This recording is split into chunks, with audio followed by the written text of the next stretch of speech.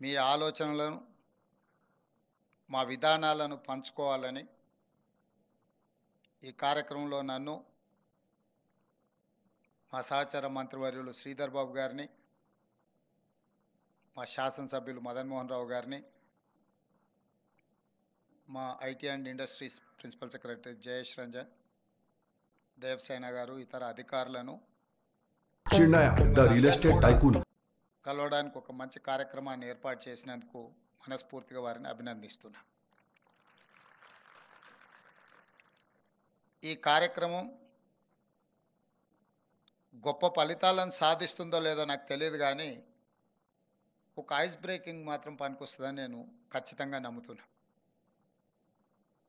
ఎందుకు అంటే ఈ జేఎన్టీయూ పరిధిలో ప్రధానంగా ఇంజనీరింగ్ కళాశాలలు నిర్వహిస్తున్న యాజమాన్యం కావచ్చు, ఆయా కాలేజీలలో పనిచేస్తున్న లెక్చరర్స్ కావచ్చు, assistant professors, associate professors, deans, ఇతర సిబ్బందికి అందరికీ కూడా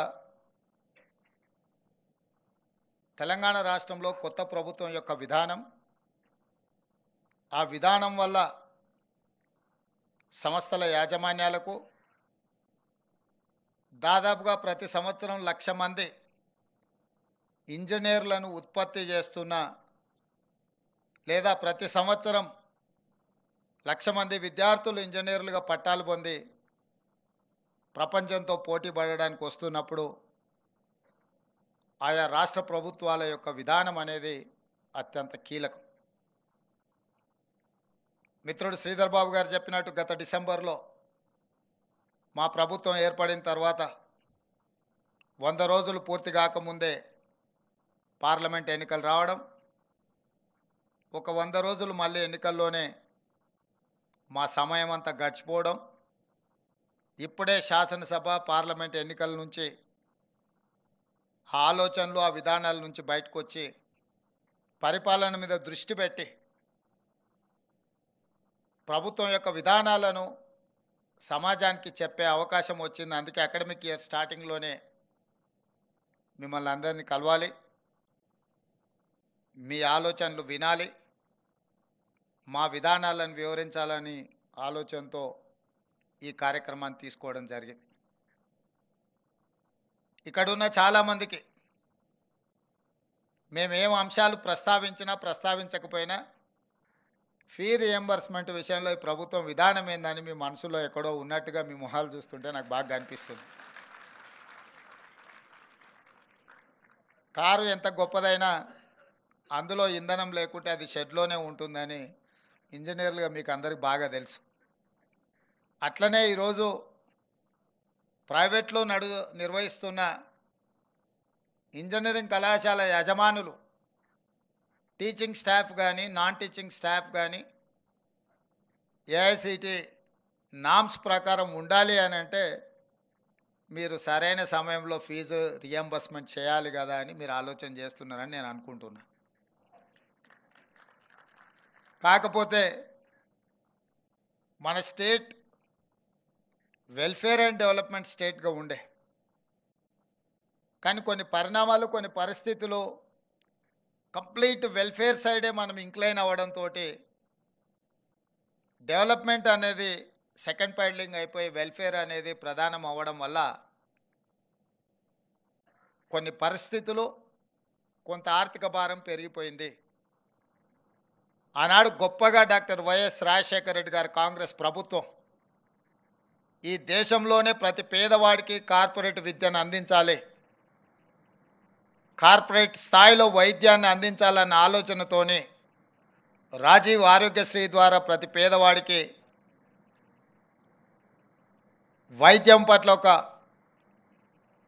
అవకాశాన్ని ఇస్తూనే ప్రతి పేదవాడి బిడ్డ గొప్ప కళాశాలల్లో చదువుకోవాలి, ఆ చదువుకు అవసరమైన ఖర్చుగా భావించకుండా పెట్టుబడిగా భావించి మళ్ళీ ఉత్పత్తి సామర్థ్యాన్ని పెంచగలిగిన పెట్టుబడిగా చూస్తూ ఆనాడు Congress party doctor YS Rajasekhara Reddy గారు నిర్ణయం తీసుకొని మొట్టమొదటి దేశంలో ఫీ రియంబర్స్మెంట్ పథకాన్ని ప్రవేశపెట్టిందే కాంగ్రెస్ పార్టీ. రకరకాల పరిస్థితుల వల్ల ప్రాధాన్యతలు మాడి వేల కోట్ల రూపాయలకు మీకు ప్రభుత్వం బకాయి పడ్డది. ఇప్పుడు అవి మొండి బకాయిలుగా మారి వన్ టైం సెటిల్మెంట్కి వచ్చే పరిస్థితి వచ్చింది. మీరు అందరు కలిసి ఓటీఎస్ కింద ఏమన్నా ప్రతిపాదన ఇస్తే మా శ్రీధర్ బాబు గారు ఆర్థిక మంత్రి, వారికి అత్యంత సన్నిహితుడు, ఏదైనా మాట్లాడి మరి మీ సమస్యకి ఏమైనా పరిష్కారం చూపిస్తాడని నేను వారికి భావిస్తున్నా. మీ అందరి తరఫున ఆ బాధ్యతను శ్రీధర్ బాబు గారికి నేను అప్పచెప్తున్నా. అదేవిధంగా మీ మొండి బకాయిలు ఒక భాగం అయితే, ఈ అకాడమిక్ ఇయర్ నుంచి ఏదైతే మీరు విద్యార్థులను చేర్చుకుంటున్నారో ఆన్ టైం పేమెంట్ చేయించాలనే పట్టుదలతోని మా ఆర్థిక శాఖకు నేను ఆదేశాలు ఇస్తా. ఈ అకాడమిక్ ఇయర్ నుంచి విద్యార్థులకు ఏదైతే ఫీ రియంబర్స్మెంట్ ఉందో, ఒక్క రూపాయి కూడా బకాయి లేకుండా ఆన్ టైం మీకు ఎట్లా మీకు సహాయం చేయాలనో, ఎట్లా మిమ్మల్ని ఆదుకోవాలనో, ఎట్లా మిమ్మల్ని నిలబెట్టాలనో మా ప్రభుత్వం తప్పకుండా ప్రయత్నం చేస్తానని చెప్పి ఈ సందర్భంగా మీకు నేను తెలియజేయదలుచుకున్నా. అదేవిధంగా ఇంజనీర్ ఈ పదం చాలా గొప్పది. మ్యాన్ మేడ్ వండర్స్ని క్రియేట్ చేసింది ప్రపంచంలో ఇంజనీర్సే. That may be Charminar, that may be Statue of Liberty, that may be Eiffel Tower, లేకపోతే న్యూయార్క్ సిటీ కావచ్చు, ఇక్కడ మనం నిర్మించుకున్న హైటెక్ సిటీ కావచ్చు. ఈ ప్రపంచంలో ఒక దేశం యొక్క సింబాలిక్గా మనం రెఫరెన్స్ తీసుకునేది ఏదైనా that has been created by one engineer. ఎక్కడైనా మనం ఎక్కడికైనా వెళ్ళండి, ఆ దేశంలో ఒక గొప్పది ఉందంటే ఆ గొప్పగా ఏది మనం రెఫర్ చేస్తున్నాం, ఎక్కడైనా ఇంజనీర్స్ క్రియేట్ చేసిన మ్యాన్ మేడ్ వండర్స్నే మనము ఆ దేశం యొక్క గొప్ప బుర్జ్ ఖలీఫా అయిన దుబాయ్ అనగానే బుర్జ్ ఖలీఫా అంటాం. బుర్జ్ ఖలీఫాకు కూడా డిజైన్ చేసింది ఒక ఇంజనీరే. హైదరాబాద్ అనగానే గనిపేట్ కావచ్చు, లేకపోతే ఇక్కడ ఉన్న మూసీ రివర్ బేసిన్ మీద నిర్మించిన గొప్ప నిర్మాణాలు కావచ్చు, మోక్షగుండం విశ్వేశ్వరయ్యను మనం రెఫరెన్స్ కింద తీసుకుంటాం. అంటే ఏ దేశం యొక్క ప్రగతినైనా ఆ దేశం సాధించిన ప్రగతికి కొలబద్దగా నిలబడుతున్న మ్యాన్ మేడ్ వండర్ ఏదైనా that is established by someone who is engineer. ఇంత అద్భుతమైన నైపుణ్యం కలిగిన ప్రపంచాన్నే ఒక త్రిశంకు స్వర్గాన్ని సృష్టించగలిగిన ఇంజనీరింగ్ కాలేజీలు ఈరోజు తెలంగాణ రాష్ట్రంలో ఏ విధంగా ఉన్నాయో మనం చర్చించుకోవాల్సిన అవసరం ఉంది. ఆలోచన చేసి సరిదిద్దుకొని సవరించుకోవాల్సిన బాధ్యత మన మీద ఉన్నదని చెప్పి నేను బలంగా నమ్ముతున్నా. ఈరోజు ఇంజనీర్లు అంటే, ఇంజనీరింగ్ కాలేజీలు అంటే నిరుద్యోగులను ఉత్పత్తి చేసే కర్మాగారంగా మారకూడదు. ఈరోజు 1,00,000 మంది మీ దగ్గరికి వెళ్ళి సర్టిఫికెట్ తీసుకొని ఎవ్రీ ఇయర్ బయటకు వస్తే 1,00,000 మంది నిరుద్యోగులను ఉత్పత్తి చేసే కర్మాగారంగా మన ఇంజనీరింగ్ కాలేజీలు మారుతున్నాయంటే అక్కడ ఉన్న లోపాన్ని గుర్తించాల్సిన బాధ్యత మాతో పాటు మీ మీద సామాజిక బాధ్యత ఉన్నది అని నేను బలంగా నమ్ముతున్నా, విశ్వసిస్తున్నా. మీ ఇంజనీరింగ్ కాలేజీలు నిరుద్యోగ యువకులను ఉత్పత్తి చేసే కర్మాగారం కాకూడదు. ఉద్యోగ ఉపాధి అవకాశాలు కల్పించే దేశ భవిష్యత్తును నిర్మించగలిగిన గొప్ప సంస్థలుగా మీ ఇంజనీరింగ్ కాలేజీలు ఉండాలి అని చెప్పి మా ప్రభుత్వం కోరుకుంటుంది. ఆ దిశగా మీకు కావాల్సిన సహకారాన్ని అందించడానికి మా ప్రభుత్వం సిద్ధంగా ఉన్నదని చెప్పి నేను ఈ సందర్భంగా తెలియజేస్తున్నా. అదేవిధంగా ఈరోజు కొన్ని కోర్సులు నిన్నమన్న మా ప్రిన్సిపల్ సెక్రటరీ గారు తీసుకొచ్చి పెట్టారు కాలేజీలు. స్లైడింగ్ కానీ, అడ్మిషన్స్లో ఉన్న కొన్ని సీట్లను కానీ, ఆఫ్ క్యాంపస్ కానీ, లేకపోతే రకరకాల ప్రతిపాదనలు నా ముందు తీసుకొచ్చి పెట్టినప్పుడు తాత్కాలిక ఉద్యోగ ఉపాధి అవకాశాలకు అవసరమైన కోర్సుల మీదనే మీరు ఎక్కువ ఫోకస్డ్గా ఉన్నట్టుగా అనిపించింది తప్ప ఈ దేశ భవిష్యత్తు నిర్మాణానికి అవసరమైన ఫ్యాకల్టీస్ని కానీ, అవసరమైన సబ్జెక్ట్స్ని కానీ మీరు స్లోగా అవి కనిపించకుండా కనుమరుగవుతున్నాయి. Example civil engineering. ఈ దేశము అభివృద్ధి చెందుతున్న దేశం. అభివృద్ధి చెందే దేశానికి అత్యధికంగా అవసరమైంది సివిల్ ఇంజనీర్లు. కానీ ఆ సివిల్ ఇంజనీరింగ్ కోర్సులు చాలా కాలేజీలు వాళ్ళకి శాంక్షన్ అయిన అడ్మిషన్స్ని స్లోగా కంప్యూటర్ సైన్స్కి అదర్ యాక్టివిటీస్కి షిఫ్ట్ చేసి వీటిని తగ్గించుకుంటూ పోతున్నారు. కొన్ని కాలేజీలు అయితే కంప్లీట్గా సివిల్ ఇంజనీరింగ్ను క్లోజ్ చేసే ప్రయత్నం చేస్తున్నారు. ఆ ప్రతిపాదనలు నా ముందుకు వచ్చినాయి. నా సూచన ఏంటంటే సివిల్ మెకానికల్ అండ్ ఎలక్ట్రికల్ ఇంజనీర్స్ని మ్యాండేట్గా మీ కాలేజీలలో నడపండి. లేకపోతే రేపు దేశము అత్యంత ప్రమాదాన్ని ఎదుర్కోబోతుంది.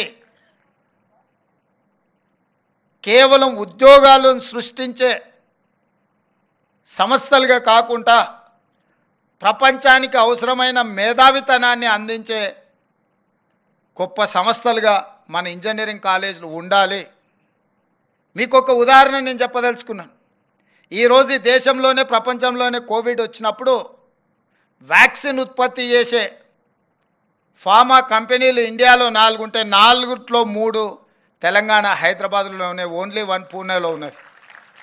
ఏంది దీనికి కారణం? ఎప్పుడైనా మా మిత్రులు ఆలోచన చేసిండ్రా అని నేను అడుగుతున్నా. దీనికి కారణం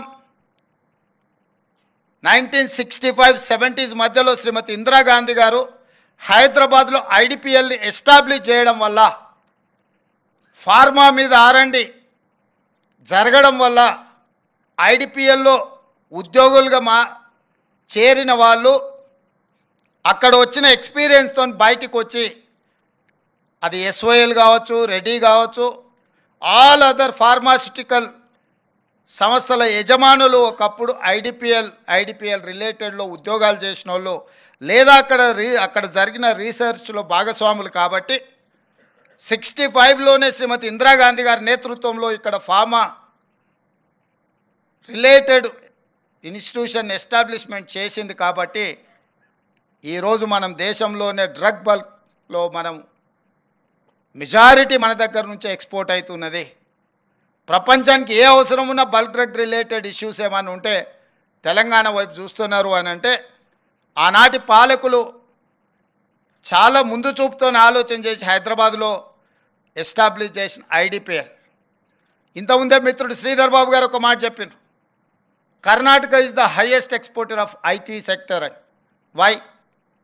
SM కృష్ణ అని ముఖ్యమంత్రి మొట్టమొదట అందరికంటే ముందు ఐటీ రంగాన్ని, ఐటీ విధానాన్ని ఆలోచన చేసి ఆ ముఖ్యమంత్రి గారు అక్కడ ఆ విధానం తీసుకొచ్చిండు. కాబట్టి ఈ రోజుకు దేశంలోనే ఐటీలో అత్యధికంగా ఎగుమతి చేసే రాష్ట్రంగా కర్ణాటక రాష్ట్రం, బెంగళూరు సిటీ వచ్చింది, ఫాలోడ్ బై తెలంగాణ. ఎందుకంటే గత ముఖ్యమంత్రులు ఐటీని, ఫార్మాను గుర్తించడం వల్ల భవిష్యత్ అవసరాలను దృష్టిలో పెట్టుకొని ఉద్యోగ ఉపాధి అవకాశాల కోసం ఇది పనికొస్తుంది, మన యువతకు ఇది అత్యధికంగా లబ్ధి చేకూరుస్తుందని గత పాలకులు, గత ముఖ్యమంత్రులు, ప్రధానమంత్రులు తీసుకున్న నిర్ణయాలతోటి ఈరోజు తెలంగాణ రాష్ట్రం ఐటీ అండ్ ఫార్మాలో మనం చాలా ముందు ఉన్నాం. ఒక స్టడీ ప్రకారం ప్రపంచంలో ప్రతి 10 మంది ఐటీ నిపుణులల్లో 4 భారతీయులు అయితే ప్రతి 4లో ఒకడు తెలుగువాడు. అంటే ప్రపంచంలో 10 మంది ఐటీ నిపుణులు ఎత్తుకుంటే 10 మందిలో ఒకడు తెలుగువాడు అని అంటే, ఇక్కడి నుంచి మన కాలేజీలో మీరందరూ మీ విద్యార్థులను తయారు చేసి ప్రపంచానికి ఇచ్చిండ్రు. కాబట్టి సత్యనాదన్లలో ఈరోజు ప్రపంచంలో పెద్ద కంపెనీలకు, మల్టీనేషనల్ కంపెనీల CEOలుగా మారినారు.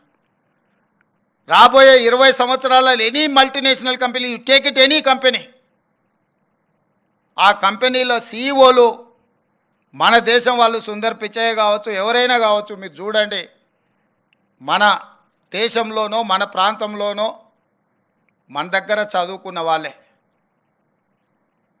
మరి ఈ దిశగా ప్రపంచం అందరూ ఆశ్చర్యపోయే విధంగా ఐటీ నిపుణులను కానీ ఇతర నిపుణులను ఉత్పత్తి లేదా తయారు చేసే మనము భవిష్యత్తు యొక్క ఆలోచనలను, అవసరాలను దృష్టిలో పెట్టుకొని ఈరోజే మనకు స్వతంత్రం వస్తే ఈరోజే ప్రపంచానికి అవసరమైన ప్రణాళికలు మనం సిద్ధం చేసుకుంటే, ఈరోజే మనం ఒక న్యూ యాక్షన్ ప్లాన్ రెడీ చేసుకుంటే ఏం చేసుకోవాలనో ఆ విధంగా ఆలోచన చేసుకొని మన సిలబస్ నుంచి చాలా వరకు మనం చెప్తున్న చదువుకి, మార్కెట్లో అవసరాలకి అసలు ఎక్కడ పొందడం లేదు. నిన్న మొన్న మా ప్రభుత్వం ఒక బోల్డ్ డెసిషన్ తీసుకున్నది. తెలంగాణ రాష్ట్రంలో 65 ఐటీఐలు ఉన్నాయి, ఇండస్ట్రియల్ ట్రైనింగ్ ఇన్స్టిట్యూట్స్. 20 సంవత్సరాలు 30 సంవత్సరాల క్రితం ఎప్పుడో వాళ్ళకి ఏదో సిలబస్ తయారు చేస్తే ఇప్పటికి అదే చదువుకుంటున్నారు. చదువుకొని బయటకు వస్తే అసలు ఈ ప్రపంచంలో అట్లాంటి అవసరమే లేని పరిస్థితి ఉంది. చదువుకొని సర్టిఫికేట్ తీసుకొని అది ఐటీఐ కావచ్చు, పాలిటెక్నిక్ కావచ్చు, ఇంజనీరింగ్లో కూడా ఈరోజు మనం నేర్పిస్తున్న మనం చెప్తున్న చదువుకి బయట వాళ్ళు పోటీ పడే ప్రపంచానికి దేర్ ఇస్ అన్ గ్యాప్. అందుకే ఆలోచన చేసి ఈ ఐటీఐలను టాటా సన్ కన్సల్టెన్సీ వాళ్ళతోని మాట్లాడి, టాటా సంస్థలతోని వాళ్ళ సిఎస్ఆర్ ఫండ్స్ని వాళ్ళతో మాట్లాడి ఐటీఐలను అన్నిటిని కూడా 65ను ఏటీసీ అడ్వాన్స్డ్ టెక్నాలజీ సెంటర్స్ కింద మార్చి ఈరోజు 2400 కోట్ల రూపాయలతోటి 86% from Tata, only 14% from Telangana government matching grant ఇచ్చి ఈరోజు 65 ఐటీఐలను అడ్వాన్స్డ్ టెక్నాలజీ సెంటర్లుగా మన పైలట్ ప్రాజెక్ట్ కింద మల్లెపల్లిలో పెడితేనే అక్కడికి వెళ్తే ఐ వాజ్ వండర్. రోబోస్ పెట్టిండ్రు అక్కడ, different printing technology, different technology, machinery ఎట్లుంది అని అంటే అసలు నేను ఎప్పుడు చూడలే అట్లాంటి అద్భుతమైన ఎక్విప్మెంట్ని, ట్రైనింగ్ ఇన్స్ట్రక్టర్స్ని, మొత్తం వ్యవస్థను టాటా వాళ్ళు అక్కడ ఎస్టాబ్లిష్మెంట్ చేసి చూపించారు. ప్రతి ఐటీఐలో వాటన్నిటిని కూడా పెట్టబోతున్నాము. అత్యంత ఆధునిక యంత్రాంగం మీద విధానాలను, కంప్యూటరైజ్డ్ సిస్టమ్ని ఎస్టాబ్లిష్ చేసి ఐటీఐలలో చేరే వాళ్ళకి వాళ్ళు ట్రైనింగ్ ఇచ్చి పంపించే ఒక విధానాన్ని తీసుకుని ఒక చిన్న ఐడియా టాటా వాళ్ళతో మాట్లాడి వాళ్ళ సిఎస్ఆర్ ఫండ్స్ నుంచి పెట్టుబడి పెట్టించి నేను డావోస్ పోయినప్పుడు ఆ టాటా సన్స్ చంద్రశేఖరన్ కలిస్తే వారితో మాట్లాడిన సందర్భంగా సమాజంలో ఉన్న సమస్య మీద మాట్లాడినప్పుడు ఇది ఒక ఆలోచన వచ్చి ఆ టాటా వాళ్ళతో టైఅప్ చేస్తే ఈరోజు చాలామంది నిరుద్యోగులు మిడిల్ ఈస్ట్ కంట్రీలకు పోయే వాళ్లకు, పర్టికులర్ ఉత్తర తెలంగాణ జగిత్యాల, కోరుట్ల, కరీంనగర్ ప్రాంతం నుంచి మిడిల్ ఈస్ట్ కంట్రీస్కి వెళ్ళి ఉద్యోగాలకు అక్కడ పోయి బాండెడ్ లేబర్గా మారిపోతున్నారు. ఈరోజు మన దగ్గర కూడా కన్స్ట్రక్షన్ సైడ్ నేను చూస్తున్నా, కన్స్ట్రక్షన్లో వర్క్ చేసే లేబర్ కావచ్చు, కన్స్ట్రక్షన్ సైడ్లో ఉండే టెక్నీషియన్స్ కావచ్చు, మన వాళ్ళు ఎవ్వరు లేరు. బీహార్ నుంచి వచ్చిన వాళ్ళు, ఒడిశా నుంచి వచ్చిన వాళ్ళు, లేదా బెంగాల్ నుంచి వచ్చిన వాళ్ళు కనిపిస్తుండ్రు. పోని మన దగ్గర నిరుద్యోగ సమస్య లేదా అంటే తెలంగాణ పబ్లిక్ సర్వీస్ కమిషన్లో నమోదు చేసుకున్న వాళ్ళు 30 లక్షల మంది ఉన్నారు, నమోదు చేయకుండా ఉన్న వాళ్ళు ఇంకొక 30 లక్షల మంది ఉన్నారు. 60 లక్షల మంది నిరుద్యోగులు ఉన్న తెలంగాణ రాష్ట్రంలో ఇక్కడ ఉపాధి అవకాశాలు పక్క రాష్ట్రాల నుంచి వచ్చి పొందుతున్నారంటే ఎక్కడో ఒక గ్యాప్ ఉంది. ఆ గ్యాప్ ఏందనేది ఈరోజు ఇక్కడ కూర్చున్న మీరందరూ మనమందరం ఆలోచన చేయాలి. ఆ గ్యాప్ని మనం ఫిలప్ చేయకపోతే భవిష్యత్ తరాలకు అన్యాయం జరుగుతుంది. తెలంగాణ రాష్ట్రంలో ఉన్న యువత నిర్వీర్యం అవుతారు. అందుకే ఈరోజు మీ అందరికీ నా విజ్ఞప్తి ఒకటే, ఇప్పుడు గ్లోబల్ సమ్మిట్ ఆర్టిఫిషియల్ ఇంటెలిజెన్స్ మీద మనం మాట్లాడుకున్నాం. నేనేం పెద్ద ఇంజనీర్ని కాదు, పెద్ద మేధావిని కాదు. కాకపోతే భవిష్యత్ అవసరాల గురించి మేధావులు చెప్పినప్పుడు విన్న దాంట్లో ఒక లాజిక్ని కనెక్ట్ అయితే ఆ లాజిక్తోని మనం ముందుకు వెళ్ళడానికి పొలిటికల్ ఎగ్జిక్యూటివ్ డెసిషన్ తీసుకోవడమే మా బాధ్యత. ఈరోజు ఫామ్ అయిన ఐటీ తర్వాత ఆర్టిఫిషియల్ ఇంటెలిజెన్స్ అనేది దేశాన్ని, ప్రపంచాన్ని నడిపించబోతుంది. ఆ అవసరాలను గుర్తించి ఇండియాలో లీడ్ పార్ట్నర్గా ఆర్టిఫిషియల్ ఇంటెలిజెన్స్లో తెలంగాణ రాష్ట్రం ఉండాలన్న ఆలోచనతోని మీ దగ్గర చదువుకుంటున్న విద్యార్థులను ఆర్టిఫిషియల్ ఇంటెలిజెన్స్ వైపు మీరు వాళ్ళకి ఆ కోర్సులు కావాల్సిన విధానాన్ని మీరు తీసుకొని ముందుకు రండి. దానికి సంబంధించి మా ప్రభుత్వం ఒక స్పష్టమైన విధానంతో మిమ్మల్ని ప్రోత్సహించడానికి సిద్ధంగా ఉన్నదని చెప్పి నేను చెప్పదలుచుకున్నాను. అదేవిధంగా skilled or semi skilled labour కూడా మన దగ్గర లేరు. ఇంజనీరింగ్ చదువుకొని బయటకు వస్తే పట్టా ఉంటుంది కానీ పనితనంలో చాలా బాధాకరంగా పరిస్థితులు ఉన్నాయి. అందుకే ఈరోజు మా ప్రభుత్వం ఆలోచన చేసి ఎస్కీలో మనము స్కిల్ డెవలప్మెంట్ యూనివర్సిటీని, ఒక కొత్త యూనివర్సిటీని ఇంట్రడ్యూస్ చేసి తొందరలోనే ఆ యూనివర్సిటీని మనం స్టార్ట్ చేస్తున్నాం. Already government has initiated that process like ISB.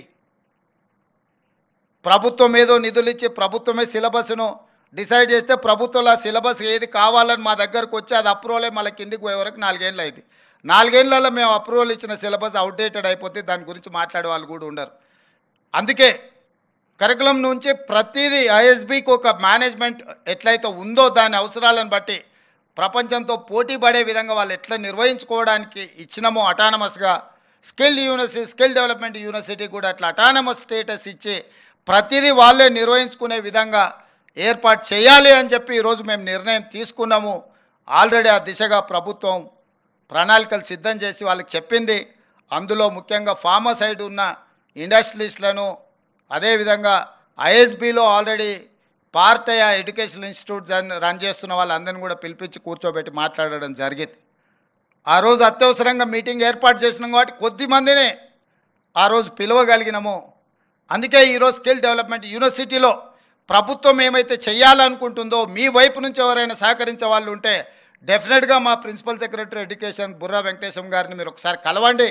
మీ వైపు నుంచి ఏమైనా ఇన్పుట్ ఉన్నా దానికి ఒక కార్పస్ ఫండ్ క్రియేట్ చేయాలనుకుంటున్న నెక్స్ట్ స్టూడెంట్స్కి ఫండ్స్ కేసీటీ ఉండొద్దు ఎస్టాబ్లిష్మెంట్ కోసము వాటి అన్నిటికి కూడా అనుకుంటున్నాం. మీ వైపు నుంచి సహకరించగలిగిన వాళ్ళు ఎవరైనా ఉంటే లేదా మీకు తెలిసిన వాళ్ళు ఉన్నా కూడా వాళ్ళ వైపు నుంచి సపోర్ట్ ఇచ్చే విధంగా మీరందరూ ముందుకు రండి. భవిష్యత్తులో తెలంగాణ లేదా పక్క రాష్ట్రంతో పోటీ పడడం కాదు, నేను పదే పదే చెప్తున్న పక్క రాష్ట్రాలతో పోటీ పడే పరిస్థితి నుంచి ప్రపంచంతోనే పోటీ పడే విధంగా మన రాష్ట్రం ఎదగాలి. ఎదగడానికి అవసరమైన ప్రణాళికలు విధానాలు మేము తీసుకొస్తాము, అమలు చేసే బాధ్యత మీది. ఎందుకు అని అంటే మీరు అమలు చేసినప్పుడే ఆ క్వాలిటీ ఎడ్యుకేషన్ క్వాలిటీ ట్రైనింగ్ వస్తుంది. మేము పాలసీ మేకర్స్ మాత్రమే. మీకేం పాలసీ కావాలో మీరు మా దగ్గరికి పుష్ చేయండి. ఆ పాలసీని అడాప్ట్ చేసుకొని వితిన్ డేస్లో గవర్నమెంట్ వాటికి అనుమతి ఇచ్చే బాధ్యత మా ప్రభుత్వం తీసుకుంటుంది. మా ప్రభుత్వానికి భేషజాలు లేవు. మా ప్రభుత్వం ఈ రాష్ట్రంలో ఉన్న నిరుద్యోగ యువకులకు ఒక అద్భుతమైన ఉద్యోగ ఉపాధి అవకాశాలు కల్పించి ఆ నిరుద్యోగ యువకులే కొత్త ఉద్యోగాలు కల్పించే బాధ్యత పెరిగే విధంగా వాళ్ళని ప్రోత్సహించాలన్నదే మా ఆలోచన. మీకు తెలిసి తెలంగాణ ఏర్పడిన నేపథ్యం,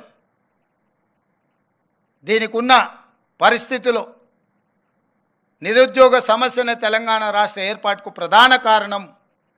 ఆ నిరుద్యోగ సమస్యను మనము పరిష్కరించకపోతే పూర్తిగా ప్రజాప్రతినిధులుగా మేము విఫలమైనట్టే.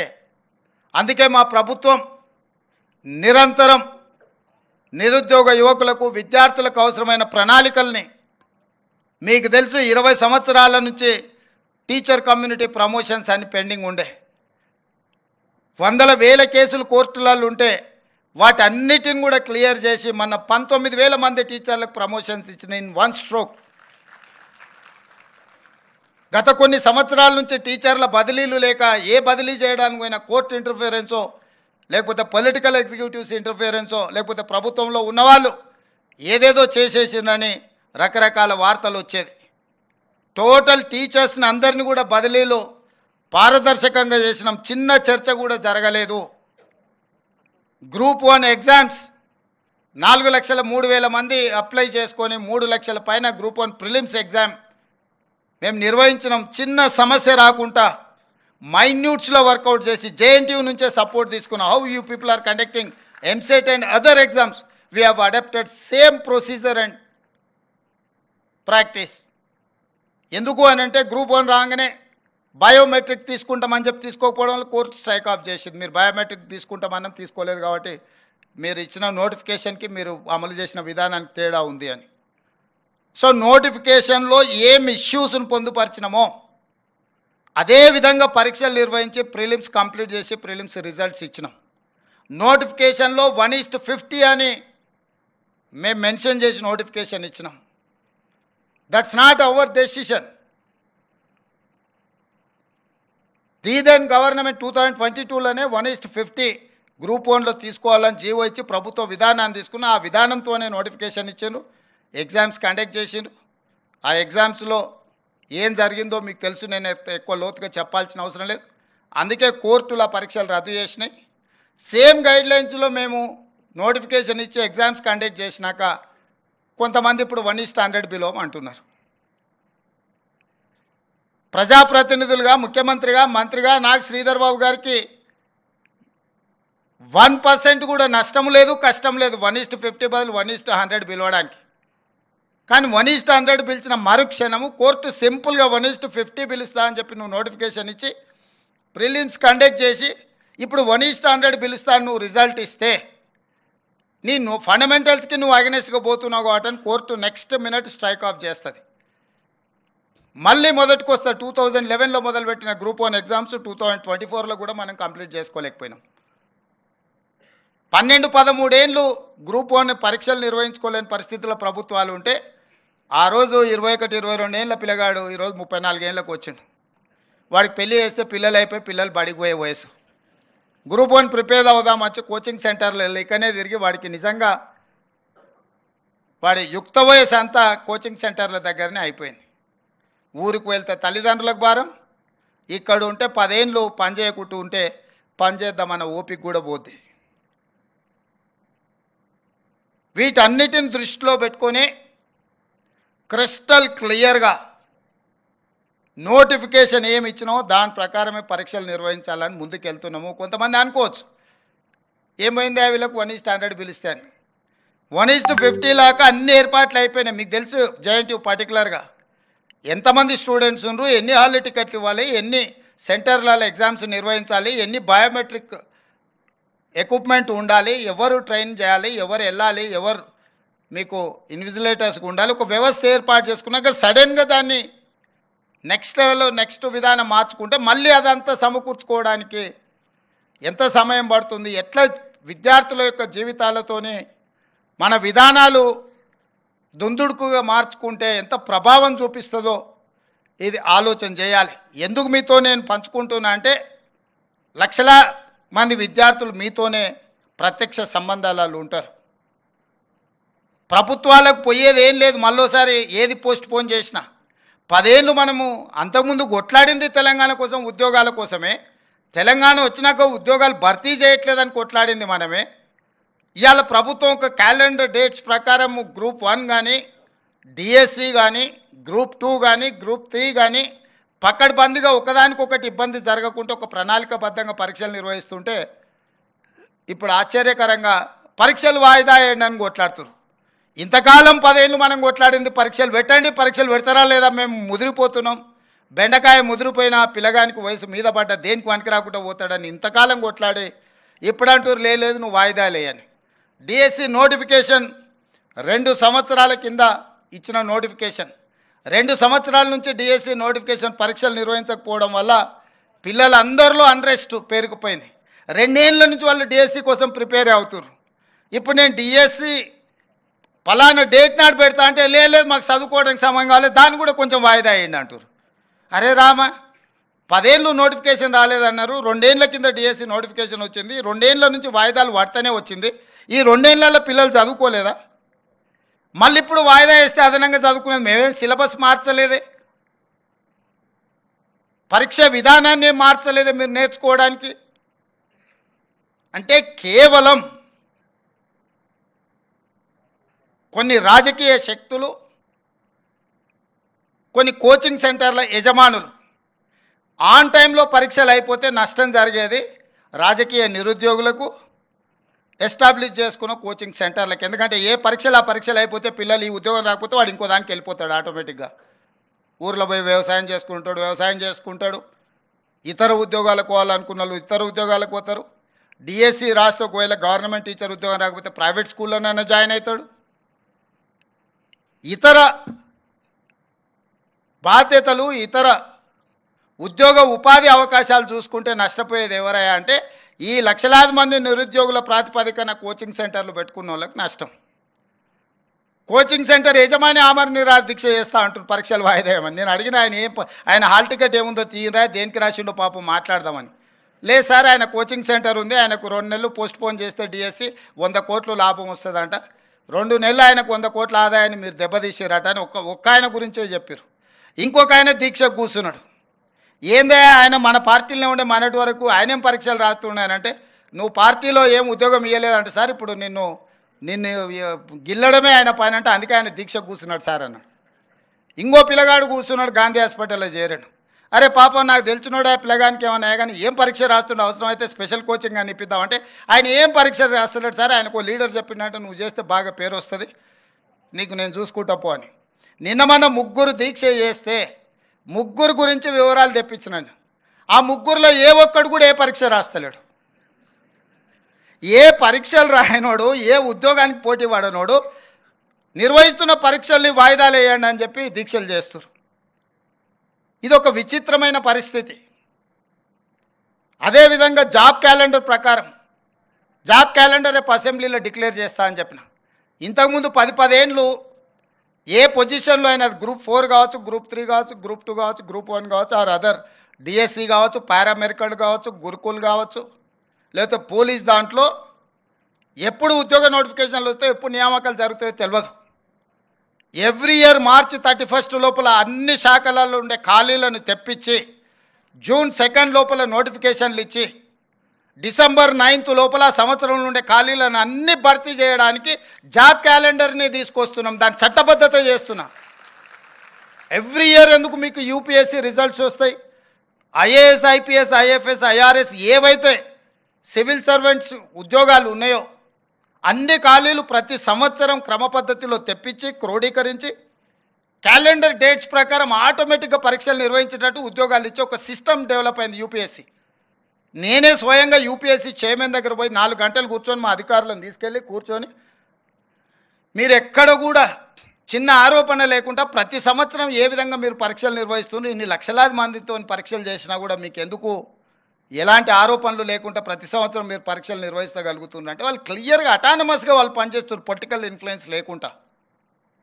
చిన్న ఆ ఉద్యోగిలో డెప్యుటేషన్ మీద తీసుకునే ఉద్యోగి మీద చిన్న అనుమానం వచ్చినా next minute they are surrendering that employee. కానీ పబ్లిక్ సర్వీస్ కమిషన్లో లక్షలాది ఉద్యోగాలు ఇచ్చే పబ్లిక్ సర్వీస్ కమిషన్లో మొత్తం అవుట్సోర్సింగ్ వాళ్ళని తీసుకొచ్చి పెట్టారు. వాడికే ఉద్యోగం లేక అవుట్సోర్సింగ్ వస్తే వాడు గ్రూప్ 1 ఉద్యోగాలను నియమించే బాధ్యత వాడి కంప్యూటర్స్ మొత్తం అంతా వాడికి అప్పచెప్తే వాళ్ళు ఏం చేస్తారు, ఎట్లా చేస్తారు? నియమించిన పబ్లిక్ సర్వీస్ కమిషన్ మెంబర్లను మీరు చూడండి, ఒక ఆయన ఆర్ఎంపీ డాక్టరే. ఆర్ఎంపీ డాక్టర్ అంటే గ్రూప్ 1 ఉద్యోగిని ఇంటర్వ్యూ చేసి డిసైడ్ చేస్తాడంట. అంటే ఆశ్చర్యకరమైన పరిణామాలు తెలంగాణ రాష్ట్రం వచ్చిన తర్వాత గతంలో జరిగినాయి. అందుకే స్పష్టంగా గ్రూప్ 1 ఉద్యోగిని ఒకవేళ నియమించాలంటే సిలబస్ ఫైనల్ చేయాలంటే లేదంటే ప్రొఫెసర్స్తో మాటని క్వశ్చన్ బ్యాంకింగ్ రెడీ చేయాలంటే ఆ పని చేసేవాడు అంతకంటే కొంచెం పై చదువు ఉన్నోడు, జ్ఞానం ఉన్నోడు, అవగాహన ఉన్నోడు అందులో ఉండాలన్నది నా ఆలోచన. నిరుద్యోగులకు రాజకీయ పార్టీలలో మేము ఉద్యోగము ఇవ్వలేదు, మేము టికెట్ ఇవ్వలేదు అంటే వాళ్ళని తీసుకొచ్చి పబ్లిక్ సర్వీస్ కమిషన్ మెంబర్ని చేస్తే వాళ్ళ ఆలోచన ఏముంటుంది, వాళ్ళ విజ్డమ్ ఏముంటుంది? నాకేం పని లేదో నాకు ఒక ఆయన ఉద్యోగం కనిపిస్తే నేను కూడా నాకు తెలిసిన ఏం పని లేనోనికి ఇంకో ఉద్యోగం ఇద్దామనుకుంటా. కష్టపడి చదివి ఒక లెవెల్కి వచ్చి ఒక మంచి ఉద్యోగంలో వస్తే అతనికి ఒక బాధ్యత ఇస్తే అరే చదువుకున్నోనికి కష్టపడడానికి ఆ విలువేందో నాకు తెలుసు కాబట్టి నేను కూడా అలాంటి నియమించాలనుకుంటాడు తప్పితే రాజకీయ పునరావాస కేంద్రాలుగా ఇవి మారకూడదు. విద్యా సంస్థలు ఏవి కూడా రాజకీయ పునరావాస కేంద్రాలుగా మారకూడదు అనేది నా ఆలోచన, మా ప్రభుత్వం యొక్క విధానం. అందుకే మీకు అందరు కొంత కఠినంగా అనిపించిన పరీక్షలు నిర్వహించే విధానంలో ఒక స్పష్టత పెట్టుకొని ముందుకెళ్తున్నాము. నేను బాధ్యత తీసుకున్న మరుక్షణం 90 రోజుల్లో 30,000 ఉద్యోగాలు ఎల్బీ స్టేడియంలో పిలిపించి మరి ప్రతి ఉద్యోగికి వాళ్ళ నియామక పత్రం నేను నా చేతులతోనే అందించిన. 10 ఏళ్ళు వాళ్ళు కొట్లాడి ఆ 30,000 ఉద్యోగాలు కూడా కోర్టులో కేసులతోని చిక్కుముళ్ళతో ఉంటే వస్తానే ఆ కేసులను అన్నిటిని కూడా పరిష్కరించి మొదటి 90 రోజుల్లో 30,000 ప్రభుత్వ ఉద్యోగాలు ఇచ్చింది మా ప్రభుత్వము. మీకు ఆ మొత్తం డేటా నేను ఆన్లైన్లో పెట్టిస్తే ఎవరెవరికి మేము ఉద్యోగం ఇచ్చినామో లెక్కలు చెప్పడం అంటే నెంబర్ చెప్పడం కాదు. డిసెంబర్ 7, 2023 మేము ప్రభుత్వంలో ప్రమాణ స్వీకారం చేసిన తర్వాత మొదటి 90 రోజుల్లో ఇచ్చిన 30,000 ప్రభుత్వ ఉద్యోగాలకు సంబంధించి ఎవరెవరికి ఇచ్చినాం మేము ఆన్లైన్లో పెడుతున్నాం, మేము ఛాలెంజ్ చేస్తున్నాం. ప్రతి అన్ఎంప్లాయిడ్ యూత్కి పరీక్షలు రాసి సంవత్సరాల కొద్దీ ఎదురు చూస్తున్న వాళ్ళ కేసులను తొలగించి 30,000 మందికి ఉద్యోగాలు ఇచ్చినాం. ఇప్పుడు మిగతా ఉద్యోగాలు డిఎస్సి నోటిఫికేషన్ కావచ్చు, గ్రూప్ 1 కావచ్చు, గ్రూప్ 2 కావచ్చు, గ్రూప్ 3 కావచ్చు, ఈ ఇయర్ ఎండ్ లోపల వాళ్ళ అన్ని పరీక్షలు నిర్వహించి వాళ్ళ నియామకాలు పూర్తి చేయాలని ఒక ఆలోచనతోని మేము ముందుకు వెళ్తున్నాము. గందరగోళంగా చాలా సమస్యలు, ఆర్థిక భారంతో కూడుకున్న సమస్యలు మా మీద ఉన్నాయి. అయినా కష్టపడి ఒకటొకటి పరిష్కరించుకుంటూ ఎందుకు మిమ్మల్ని అందరినీ కలుస్తున్నామంటే, మీలాంటి స్టేక్ హోల్డర్స్కి ప్రభుత్వం మీద విశ్వాసం కోల్పోతే సమాజానికి తీరని నష్టం చేస్తుంది. మీకు నమ్మకం, విశ్వాసం కల్పించడానికి ఈరోజు మేము ఇక్కడికి వచ్చిన మా ప్రభుత్వం మీ బద్దలు వచ్చి నిలబడ్డది. తప్పు చేయాలన్న ఆలోచన కానీ, తప్పుడు విధానాలను ప్రోత్సహించాలన్న ఆలోచన మాకు లేదు. అందుకే మీ మధ్యలో వచ్చి నిలబడ్డాము. తప్పు చేయాలనుకుంటే 4 గోడల మధ్యలో కూర్చుంటాం. తప్పులను సరిదిద్దాలనుకుంటే మీ అందరి దగ్గరకు వచ్చి మీ ముందర నిలబడి మా ప్రభుత్వం మాట్లాడుతుంది. ఇది మా విధానం. యాజమాన్య సంస్థలకు అందరికీ నేను మాట ఇస్తున్నా, మీరు క్వాలిటీ పెంచండి. మీ క్వాలిటీ పెంచడానికి అవసరమైన సహకారాన్ని మా ప్రభుత్వం ఇస్తుంది. మీ ఇంజనీరింగ్ కాలేజీలు, జేఎన్టీయూ అఫిలియేటెడ్గా ఉన్న ఇంజనీరింగ్ కాలేజీల యజమానులకు నేను చెప్తున్నా, నిరుద్యోగులను ఉత్పత్తి చేసే కర్మాగారాలుగా మీ ఇంజనీరింగ్ కాలేజీలు మారకూడదు. మీరు ఉద్యోగ ఉపాధి అవకాశాలు మీ క్యాంపస్ నుంచి బయటకు వచ్చిందంటే వాడు ఒక ప్రయోజకుడు ఈ సమాజ నిర్మాణంలో భాగస్వాములను తయారు చేసి బయటికి పంపించే విధంగా మీరు ప్రయత్నం చేయండి.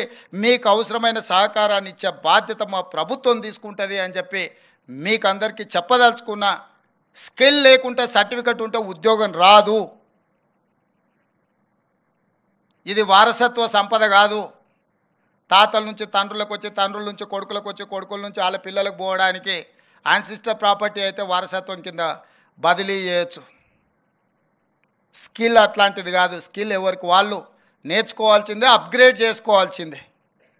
ఎప్పటికప్పుడు కూడా ప్రపంచంతో పోటీ పడాలంటే ఎప్పటికప్పుడు మనకున్న స్కిల్ని కూడా అప్గ్రేడ్ చేసుకోవాల్సిన అవసరం సమాజంలో ఉంది. దానికి అవసరమైన ప్రణాళికలు మీరు సిద్ధం చేయండి. మీరు అన్ని రకాలుగా మా ప్రభుత్వాన్ని ఎప్పుడు ఏం కావాలన్నా చెప్పుకోవడానికి మీకు అవకాశం ఉంటుంది. ఈ 6 నెలలు కొంత మీకోసం సమయం ఇవ్వకపోవడానికి ఉన్న రాజకీయాలు, పరిస్థితులు, పరిణామాలు, తీవ్రమైన సమస్యల ప్రాధాన్యత క్రమాన్ని మేము నిర్ణయించుకొని తీవ్రమైన సమస్యల్ని ముందు అడ్రస్ చేసుకుంటూ మిగతా వాటిని ఒక క్రమ పద్ధతిలో పెట్టుకొని ముందుకు వెళ్తున్నాం. డెఫినెట్గా మీ ఆలోచన, మిమ్మల్ని పట్టి పీడిస్తున్న భూతము ఫీజు రియంబర్స్మెంటు, దాన్ని తప్పకుండా బంధించి బాటిల్లో పెట్టి మీకు న్యాయం జరిగే విధంగా మా ప్రభుత్వం నిర్ణయం తీసుకుంటుంది. మీరెవరు అడిగినా అడగకపోయినా మీ మనసులో ఏముందో అర్థం చేసుకోగలిగిన మనసు మా ప్రభుత్వానికి ఉంది. అందుకే డెఫినెట్గా పాతది ఎట్లా పరిష్కరించుకోవాలా ఇదొక భాగము. భవిష్యత్తులో మీకు ఇబ్బంది జరగకుండా ఏ అకాడమిక్ ఇయర్ దా ఇయర్ 100% క్లియర్ చేయడానికి ఏం చేయాలనో ద్విముఖ వ్యూహంతో మా ప్రభుత్వం ముందుకు వస్తుంది. డెఫినెట్గా మీ సమస్యల్ని పరిష్కరిస్తుందని తెలియజేస్తూ మీ అందరి దగ్గర సెలవు తీసుకుంటున్న ధన్యవాదాలు.